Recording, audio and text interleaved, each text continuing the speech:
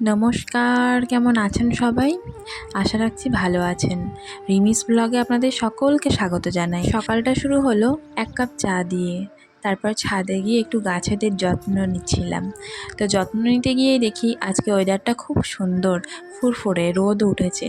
তো রোদ্দুরে গাছগুলো কি ভারী সুন্দর লাগছে দেখুন। তারপর নিচে এসে একটু বেড কভারটা চেঞ্জ করে নিলাম। এটা না আমার অনেক আগের অভ্যাস জানেন। প্রত্যেক দিন যদি বিছানার চাদর না বদলে নিই তাহলে আমার ঠিক ভালো লাগে না। আর এইদিকে দেখুন বাবা সকাল সকাল বাজার থেকে কতগুলো ফ্রেশ শাক নিয়ে চলে এসেছে। আচ্ছা, এটা কী শাক আপনারা একটু কমেন্টে বলে দেখান তো, আশা করি সকলেই পারবেন। তো তারপরে আমি আর মা শাকগুলোকে ভালো করে বেছে নিচ্ছিলাম। আসলে অনেক শাক তো একটু টাইম লাগছিল। তো তারপরে আমি বসে পড়েছিলাম একটু খুঁটিনাটি জিনিসগুলো একটু পরিষ্কার করে নিতে। তো আজকে ছিল মিক্সার মেশিনের পালা।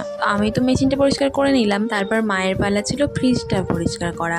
আসলে কয়েকদিন হলো ফ্রিজের পিছনে যে জলটা জমে ওটাকে পরিষ্কার করা হয়নি, তো মা সেটাকেই আজকে পরিষ্কার করে নিল।